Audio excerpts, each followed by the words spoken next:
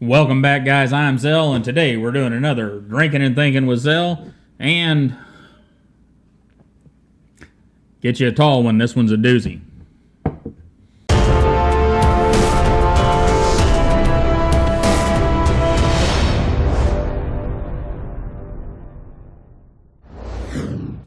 Alright, guys. Today we've got 3 different topics. We need to talk a little bit about the channel, monetization, money, that sort of thing. I've got an announcement for you that has a little bit to do with that. And then we got to talk about Strider. So let's jump right into it. I've tried to record this thing 3 times, so we got to make it quick. So put your quick listening ears on.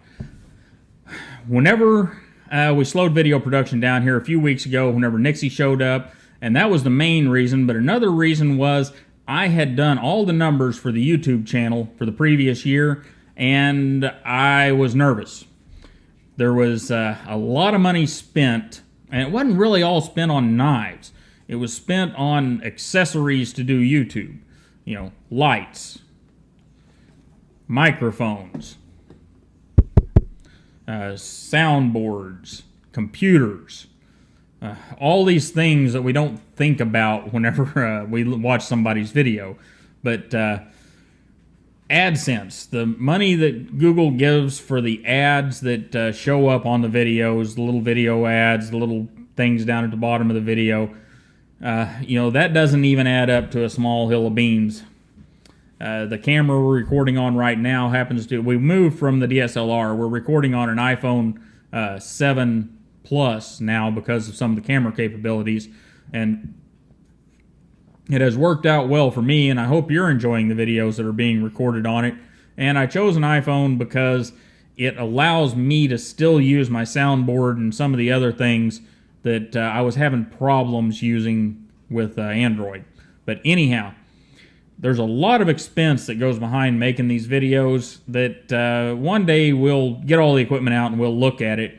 But it's not just somebody with a cell phone. There are some channels that do that and do well with it, but I didn't want to produce videos that way. I wanted to produce them in such a way that you guys get a good quality product and a better and better product as I learn to do things better and better. So that's why we started with good equipment, and over time we've got better equipment. But it costs.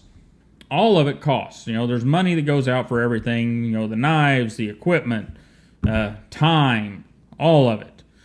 And there are ways to recoup a little bit of that money, but I was not happy with the methods. You've got Patreon. I'm not a big Patreon's not a thing I want to do unless you guys want to do it. If there's 25, 30 of you guys that want to do Patreon, we'll figure something out. But other than that, unless you guys want it, I'm not into it. We could do commissions off of links. And I'm not a big fan of those either, though I'm kind of moving my thoughts on that. And you may start seeing some affiliate links. However, if there are affiliate links at the bottom of a video and I tell you, hey, you can go get this product at the link below, I'm going to try to remember to always tell you that it's an affiliate link. That way you know that I'm making a few pennies off of it if you buy it. I don't like it whenever people throw links in videos and say, hey, you can go down here and buy it for the best price. Well, maybe you can, but are you making money off this? Well, that doesn't set well with me. So if I do that, I will use probably the term affiliate link, or I'll just tell you straight up, hey, I'm going to make a few pennies if you click down there. Because transparency, I don't want to be all gray. Even though I generally, blue shirt today, but I generally wear gray shirts or black shirts. And then there's paid videos, and I'm not into that. They generally put too many restrictions on you. If somebody wanted me to do a paid video and didn't give me any restrictions, well, okay, I'll do that. And then there's other things like Nick Shabazz does with Knife News, which is a beautiful thing. I love that for Nick. I'm glad that he's able to make some extra money there with his Knife Gripes videos. They're good for us, they're good for him, they're good for everybody. And but I haven't been given an opportunity like that, so, okay. And we talked about AdSense. We also have product promotion. We haven't done much of that here unless a company has told me to say whatever I want and that usually doesn't happen. They usually want you to stay within some parameters. So unless I really, really believe in a product, it's not happening. And then there's product sales, hats, stickers, patches, all that sort of thing. And we could do that if there's enough of you that want it. We can put that little Zelrick 42 logo on some things, and if you guys want to wear them around, okay, that sounds great to me, but that's up to you. And that's another thing where it's going to have to be 25, 50 people to make it anywhere near profitable for the channel. So I wasn't really into doing that either, unless you guys want it. If there's enough of them that do, enough of you that do, we'll do it. And I was kind of sitting at the desk over there with the computers. That's another expense. And I don't remember. I was watching some videos, trying to figure out what we were going to do so that we could keep the video production quality up and keep things rolling, because I really enjoy doing this for you guys. And I got an email from a representative of We Knife Company. Now, it's a representative I know well, and we started talking back and forth, and what it comes down to was We Knife propositioned me to be a service representative for them. And it's a deal where if you have a broken knife or something, they need somebody here in the United States to take care of the knife. And we hashed it out back and forth, and the way we decided to make it work, and yes, I'm working with We Knife Company. I'm doing their service, and I'm also kind of a parts distribution point, I guess you could say.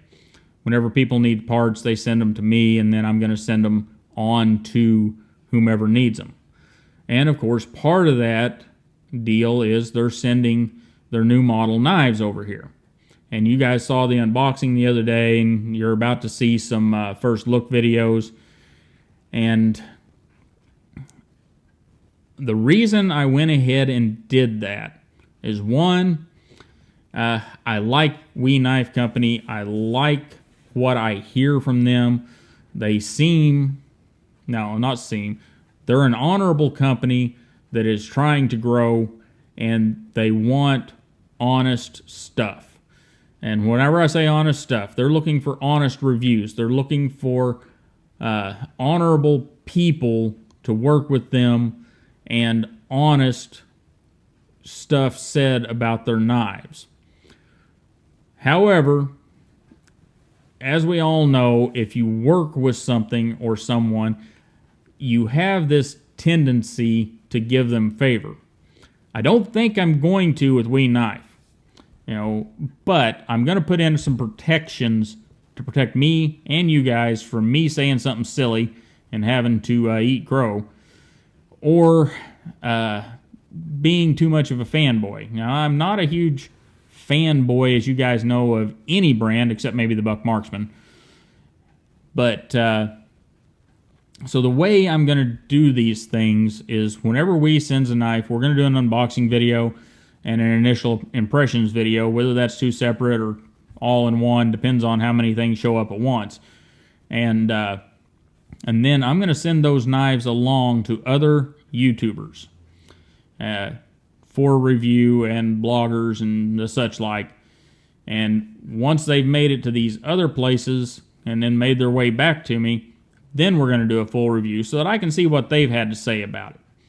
And for the time being, that's how things are going to kind of work. You guys can decide whether you think that's great or not, or what you guys think about me working with We Knife Company. Here is the positives for this channel. I was at a point where I thought we were going to have to slow production down a lot. Between the puppies and some other things going on in my life, along with Todd Knife and Tool and Tilt Blades, there wasn't going to be enough incentive for me to continue the production schedule like we had it. So I was pondering a lot of different methods and a lot of different things. But now, since we have a fund, if you will, for the YouTube channel, we'll be able to do some things like you've seen in the past couple of weeks. We've done some sharpening videos. I hadn't done any sharpening videos before because sharpening videos are time consuming. They take a lot of thought, they take a lot of setup, and they're not something that's done in 15 or 20 minutes. Those sharpening videos were an hour or better a piece to record, and then they were another hour or so in editing, not to mention uploading a bunch of other stuff. So now that there's some funds coming, or a fund for the channel, I feel better about doing those things. And it's also going to allow us to get out in the shop and do some of the knife making videos. I don't think we're going to do them tomorrow, but as things roll through, we can do those because we've got a fund over there that's going to allow me to get some fixtures and whatnot to get the cameras at the right angles to see things. That's one reason we haven't done a lot out there, because I've got one articulating arm, I've got 2 tripods, and some cameras. But to get pictures and video the way I would like to do them, it's going to take some more equipment. So we'll be able to get more into that as the future rolls on. And I'm really excited about this, guys. I know that there are some of you that are going to be very critical of it, and that's okay. I kind of expect you to be. But I also expect you to look back at the videos that we've already done and see that I'm about as honest as you can get on these videos. That was my goal from the start, and that's my goal today. And like I said, I put a kind of a layer of protection in place to keep me honest, even though I probably don't need it, but just a bit more insurance. So anyhow, guys, that's what's going on with me and We Knife. If you have a customer service problem with We Knife and you send a email in, you'll probably be dealing with me. And that hopefully that's great for you guys. Makes me feel better being part of the community and being part of the person that's being the person that's gonna help you if you do have issues. And which, by the way, they sent that group of knives, and just so you know, this 702, I am absolutely loving this thing. And that is a completely honest statement there. Doesn't have anything to do with it being integral or integral. It has to do with the ergonomics and that blade. This thing, I'm liking it a lot. Anyhow, on to Strider. We've all heard, maybe not all of us, but we've heard about Strider shutting down production. And there's been posts that are hundreds and hundreds of comments long on Instagram and the forums and everywhere else. Everybody freaked out. So let's look back at what Mick has said. Mick has not said that he's going to stop making knives. Mick has said that Strider production is stopping. And what that means is knives like this SNG here, very soon you're not going to be able to buy them, because these were produced by Strider. And that means by Strider. That does not mean by Mick and his partner. It means by Strider. And that's two very different things. Mick has said that he's going to continue to make custom knives. And I would guess that custom Mick Strider knives are going to, the volume of those is going to increase a little bit. Mick's probably going to take a vacation. Maybe he'll go down and hang out in the Bahamas with that orange Delica. I don't know if you guys have seen those videos yet, but my orange Delica that we usually use for the comparisons, that guy took off to the Bahamas without me. Very, very inconsiderate. I don't know when he's going to be back, but he's probably hanging out down there with Mick right now. That's kind of a bum deal. But I guess it's good for the knife, and Mick's probably enjoying the Bahamas. I don't know that he's down there, but if he is, he'd probably be enjoying it. Anyhow, what I suspect we'll see in the future with Strider knives is we're going to see a slightly higher production rate for mixed customs. And even though they say they're not doing it right now, I would guess that within the next year or two, we're going to see a deal with some production house for the Strider name and this style of design and some of Strider's other designs. That would be my guess. You know, they've done it before with Buck. They've done it with ProTech. They're currently doing it with ProTech. And my guess will be that these designs will resurface as Strider designs made by whomever Mick chooses. So, guys, it's nothing to freak out about. You know, the knife brands come and go. Strider was a very popular one. But if Mick's done doing production, Mick's done doing production. And we'll just have to move on from there. Nothing to get all your tail feathers all in a kerfluffle about. So, anyhow, those are my thoughts on Strider and the situation there.